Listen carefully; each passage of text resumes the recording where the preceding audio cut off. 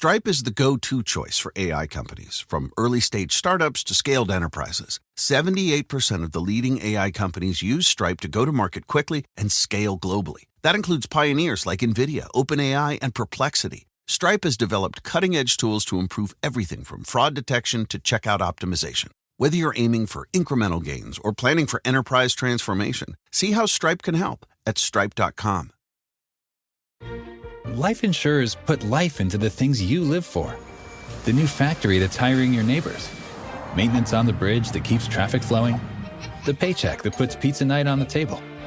Life insurers contribute $8 trillion to the U.S. economy through bond purchases and other investments, and protect the financial security of 90 million American families, like yours. See how life insurers put life into America at acli.com. Paid for by the American Council of Life Insurers. Did you know that Game Pass or Pass is brought to you for free because of Spotify for podcasters? It's a totally free platform, and you can make a podcast today for free.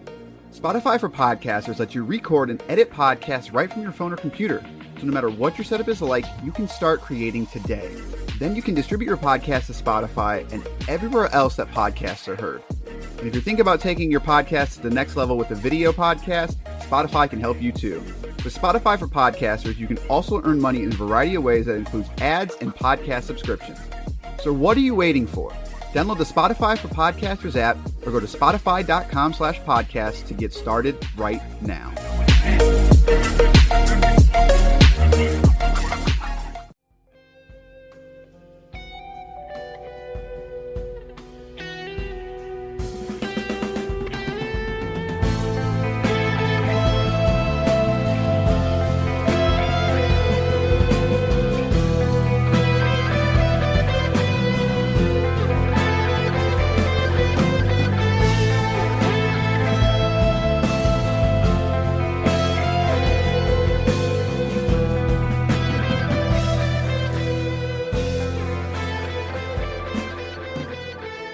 It's now time for not an easy edition, not a hard edition, but a medium edition of Game Pass or Pass, the podcast where we play games on Microsoft's Game Pass service and tell you which games to pass into your friends and which games to simply pass on by to the afterlife, you might say. I am Corey. I am joined by the medium himself. He's seen the other worlds. He's been in dual realities on PC. Basher. Follow me now. I'm going to change my name to Miss Cleo. Is she still around? She's probably dead. Wow. That went straight to dead. I figured she'd just be retired, but you went straight to dead. Nah. She's 6 feet. Oh, okay. All right then. That is I'll not. make sure of it. We are not here to talk about Miss Cleo. We're here to talk about The Medium, which is the latest and greatest game on Game Pass. But before we talk about that, I want to give a little shout out and a thanks. We went up 4 reviews since the beginning of 2021. I almost said 2015. I don't know why. Since the beginning of 2021. And I promise you those better days. Those reviews help. Keep them coming. I greatly appreciate it. I cannot tell you enough how much they help. So to all you new folks, welcome. You're in for a ride. And did you know you can email us at gpopfans@gmail.com? You can be a part of this show. You can. It's just that simple. All right, let's talk about this. Here are the details. This was developed by Bloober team, known for games like Layers of Fear and just Observer, not The Observer. Regularly priced at $49.99, is a third-person adventure game available on PC and Xbox Series X and S. Are no cloud saves, no DLC.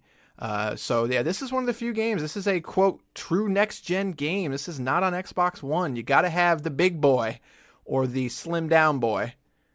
Did you mention Blair Witch as well?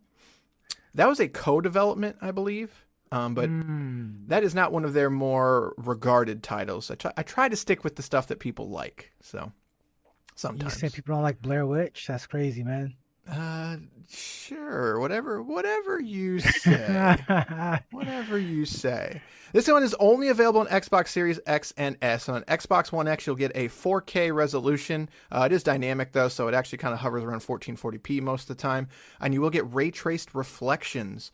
On the Series S, you get a 1080p resolution, and unfortunately, you only get subspace reflections. No ray tracing for you S owners. But if you have an S, you probably don't care. And Basher, unfortunately, you're still rocking a 1080, aren't you? I am. So you probably didn't even get any ray tracing, did you? No ray tracing for you. It's 1 out of 10, worst game ever. Worst game ever. No DLSS. DLSS is amazing, I have to say. As a 2060 owner who plays at 1440p, not a baller card, but that DLSS, man, the future is now. Third-person adventure game, The Medium. Let's talk about it. Let's talk about The Medium. So, first of all, what is this? As you said, it's a third-person psychological horror game. This is one of those games where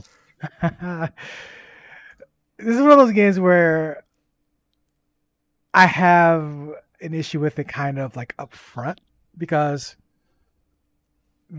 it starts off so slow.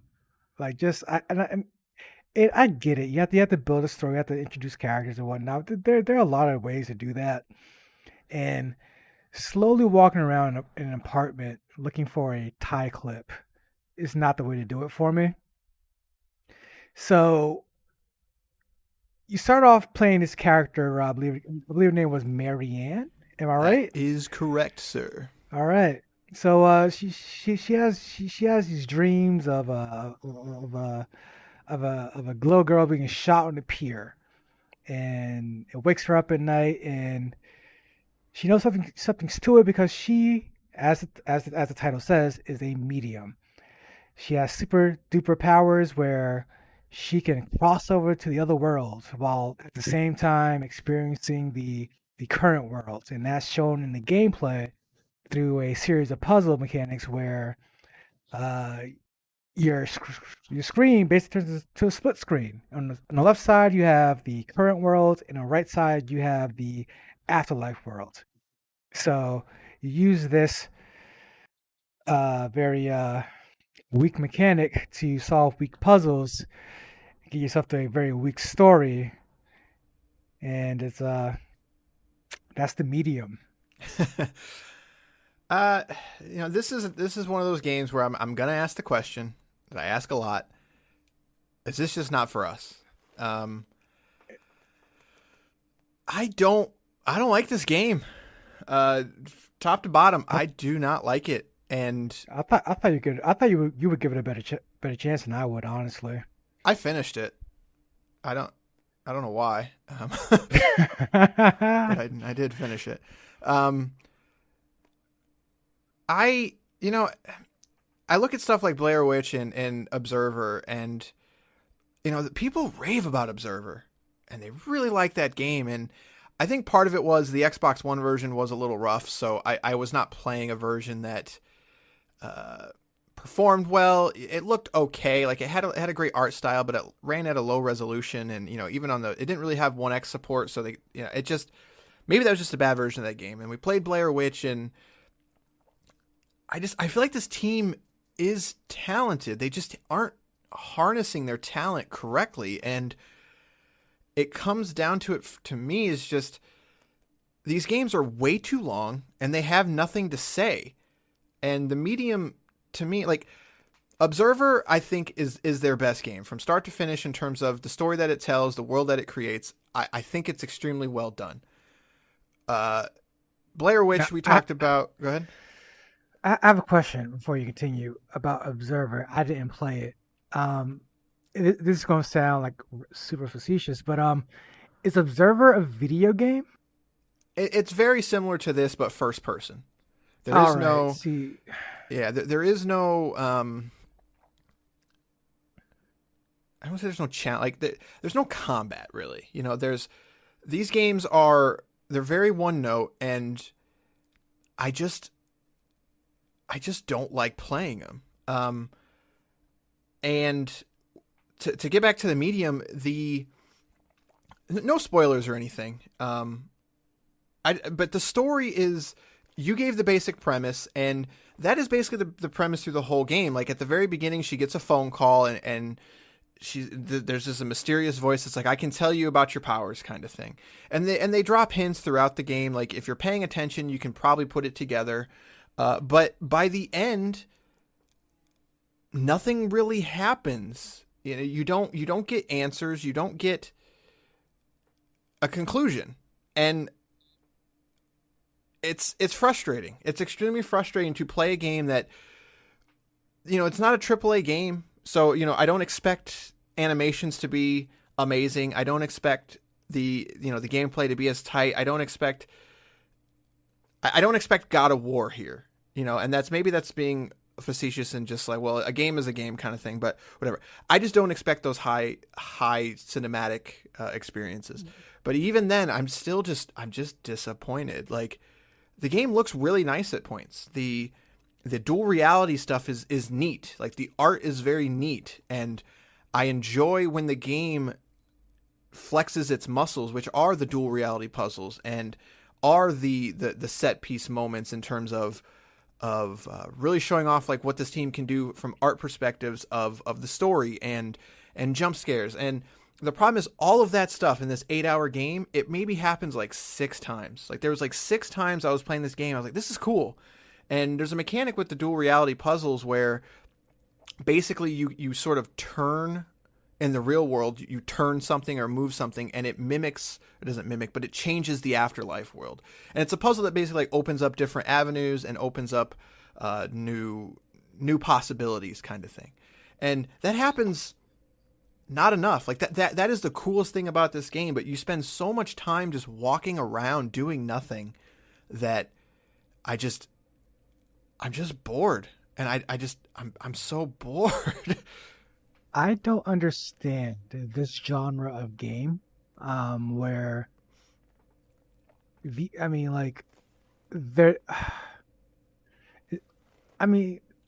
going to sound, and I don't mean to make the developers sound talentless, but it's across the board. These games are barely games. Like, and it bothers me, like when I have to play these, and then they get this so much recognition, because I'm like, I just don't see the point of putting games like this on a console where like you can almost play it on like your TV with your TV remote. Like when it gets that close to like non-gameplay avenue of like a video game, because the dual screen, I had a lot of hope for. Once that mechanic kicked in, I'm thinking, okay, this is where the game starts to set itself apart from other games in this genre. Because now this is where the puzzles start to get more intricate, more challenging, more creative. And it doesn't at all. It really doesn't, yeah.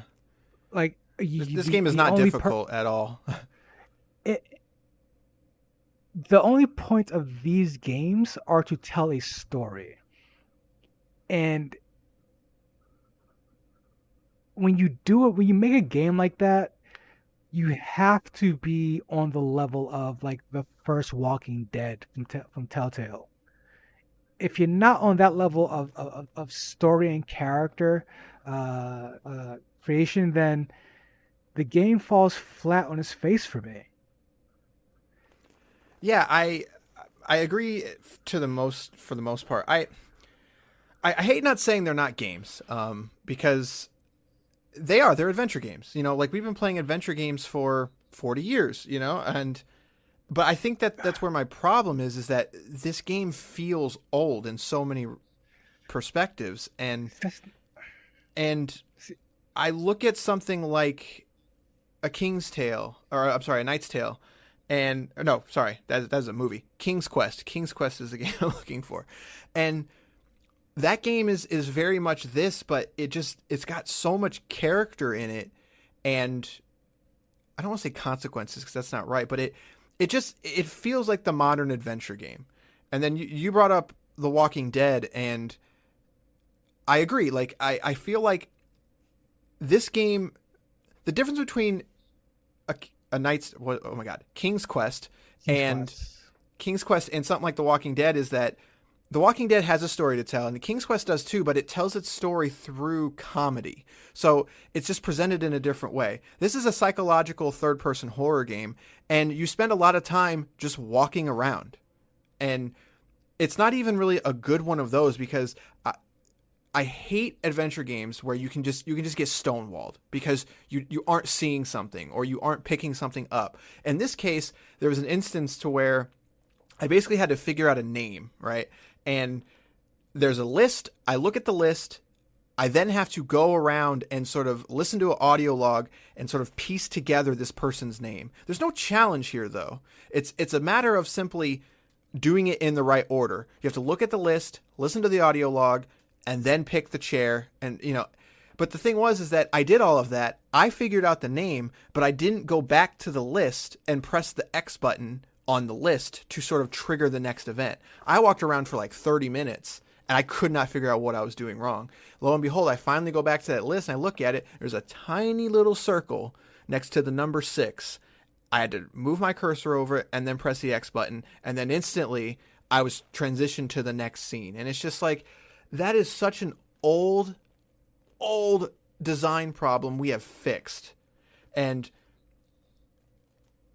when you combine that with the fact that I genuinely feel like this story is not worth telling because of the end, I sort of finished this game and was like, yeah, that was kind of a waste of time.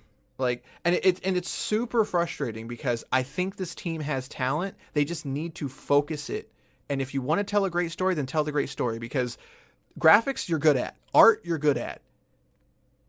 Writing a story, I like the art. Yeah, writing a story, I think you're good at, but telling the story, I just feel like you're just missing it. You're constantly missing it, and it's just super frustrating. Like, It's just so extremely annoyed. frustrating Yes, in I'm so games annoyed. like these because it's all about the story. Like, you don't have any gameplay, so you have to have the greatest story of all time. Like, that's the problem with these types of games. You can't get by on mediocre gameplay or mediocre story. You have to have the best, like, top 5 video game stories of the year to get by with stuff like this. It's why people love the first Walking Dead, and from then on, we're like, they made more of those. Yeah, Until Dawn is another one. Like, I feel like Until Dawn figured out a modern adventure game, and it doesn't always have to be about choices. Like, it's just about pushing the player through the experience. That's what an adventure game is. You go on an adventure. I don't want to spend 30 minutes running around because I forgot to press the X button and look at a list. Like, it's just so frustrating. And again, I always want to ask the question, like, is this just not for us? Like, is there something we're missing? Like, I have no problem saying these games are not for me. I don't even consider I barely consider them video games. Like, I honestly do. Like, whenever I play a game like this, I just feel like you gotta, like, again, I mean, no disrespect to the people, to the team, but whenever I play games like this, I just feel like, all right, you didn't make it in Hollywood, so you got together and put a bunch of cutscenes together, and in between the cutscenes, I get to walk around, like, right. and that's what you call gameplay. And the thing is, like, and I'm glad you clarify what you meant by old adventure game, because and I'm not to compare it to everything else, but just somewhere recently I finished playing Disco Elysium. That's old school as heck. Right. Like, that's super old school. And it's one of the best games I've ever played in my life. And much like King's Quest, it drags you along this mystery in a much better way. The stories are much better told, but yet you have a ton of characters that stand out. The dialogue is just amazing, and everything's just clicking. And even when you get stuck, You're not stuck you're not stuck in a place in a way where you just simply forgot something. It's more like you're on this adventure going and you just have to talk to people, and when you talk and that's in talking to people, the dialogue, the way it's presented, everything about it is it's way more has way more oomph to it. And then you have games like these where this they give you this, I mean, not big 3D world, but like you got like again because the game looks good. So when you're inside this old facility, this old hospital, and you're walking around and just literally just walking around, you're hoping for something to kind of jump out at you. You're hoping for something uh, unexpected to happen, but it just never occurs. Right. And Like, it does, but it's so few and far between that it just I mean, the mall is the monster, the creature in this, and yeah. suppose on know what that is, but that's the creature in this. That's the nemesis from Resident Evil, if you will. Well, and And they try to like make a stealth segment out of it. God, it's so bad. Yeah, It's and it's so like this bad. isn't fun. Like this is like I I don't get it. And you can like hold your breath, and that's basically all I do. Like I just hide behind something, press the right stick to hold my breath, and it leaves me alone. Like that's not engaging in any capacity. Like that's just there's why do I need to do that? It doesn't help the story at all. Me running from this thing does not help the story, and I don't get it. I just don't get it. And it's not. And I'm going to compare it to another game. I feel like this game kind of reset the trend, if you will. Amnesia, when that first came out, Right. that game just set the world by storm, and as it should. I feel like Amnesia kind of stands up, and the original, and you're basically just walking, solving puzzles in that game. But what that game does so well is that it uses its uh, ambiance, it uses its environment to further scare you. Right. To, That game it trolls you. It trolls yeah, you all the time, absolutely. but which keeps Like you in like a you constant sense of fear. Like absolutely. So like you're always on edge. You're always double guessing every move. Like as you walk through a long hallway, you're like, oh man, something's going to happen. Like something. If nothing happens, it's almost even better because you just trick yourself into being right. scared. Yeah, This, Outlast is another one. Like I came to yeah, Amnesia late, but Outlast was that game for me that really just like the camera mechanic of you have light at all times, but it's just smart. It's very smart.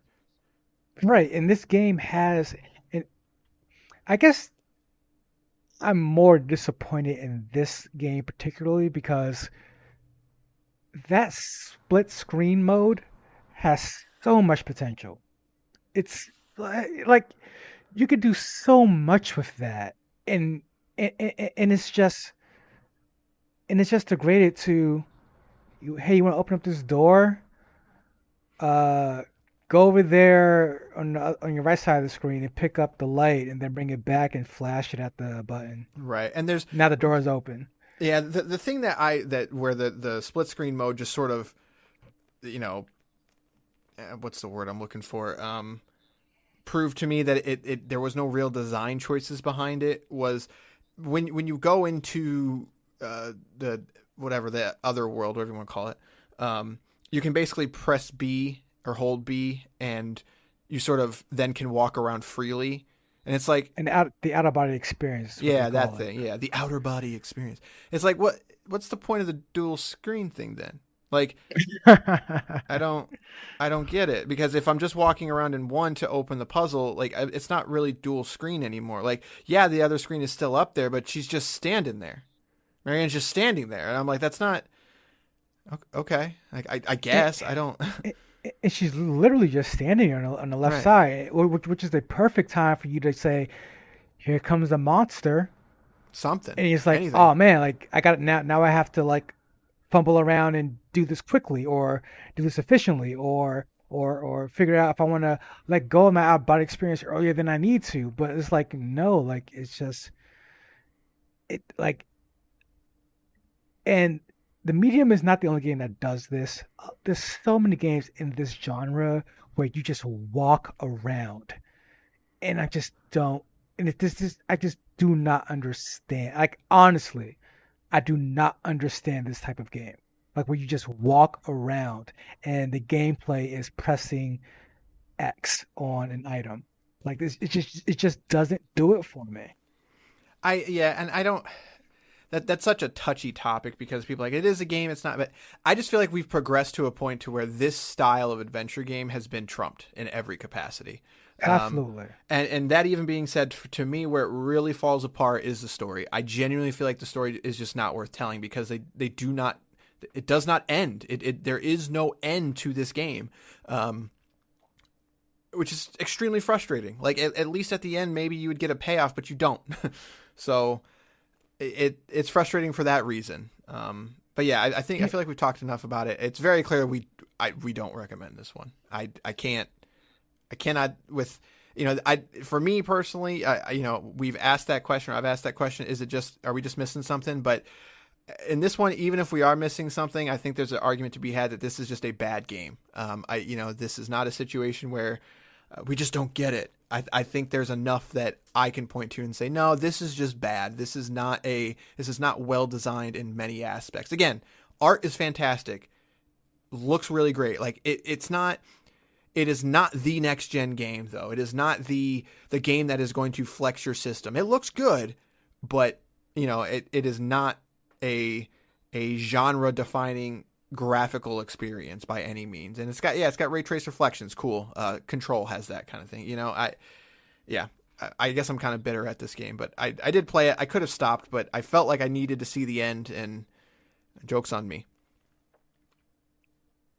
Yeah, I completely agree. I mean, I knew within the first 10 minutes of this game that I was not going to enjoy it. I just don't get these types of games in general. And it's exactly like you said. There are too many games in this genre that got it right, and they set a bar, and I just don't have I don't have the patience to play through something like this where it just doesn't advance the genre in any way, shape, or form. And it's one of the easier genres to advance. There's so many things you could do with this, like just so many things you could do, and they just did the absolute bare minimum for me. Yeah, I agree. So, all right. Unfortunately, when it comes to the medium, we're going to pass on it. Other stuff to play, other stuff to do. So, before we take off, obviously, we keep saying we're going to play this, we're going to play that. I think we got to stop talking about that because we keep missing games. Stuff keeps coming out, but unfortunately, life is life, and sometimes we miss weeks and stuff like that. So, this is my pledge to say we're going to do better about playing the stuff to say that we say we are going to play. English is hard. That being said, the next episode will be Cyber Shadow. We did play that, so that will be the next episode, and I can guarantee that at some point we will be talking about Sea of Thieves because I don't want to say the final content for Sea of Thieves has come out because that is not true, but it seems like they are moving towards a more seasonal approach, meaning that I think a lot of that content in that game in terms of adventures and quests and stuff, it seems like most of that stuff is locked in. I think we'll get some new stuff, but they're moving towards seasons, I think, to be more cosmetic with it. That being said, they've done a lot to that game since we played it. And so we have played it. We've played more of it. I want to talk about it, but I think we still need to play a little bit more. We need to get into the seasons before we make a sort of final verdict on that game. So, but all right, I think that is going to do it for this episode. Again, you can email us at gpopfans@gmail.com. You can also leave us a voicemail if you want. You can do that on Anchor, through the app platform, or you can just give us a phone call and leave us a message.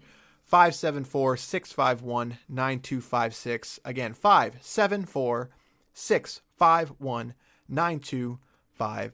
6. As always, please rate us. I promise you it helps. Hopefully by the end of this year, we can maybe, I want to get to try to like 30 to 40 reviews by the end of this year.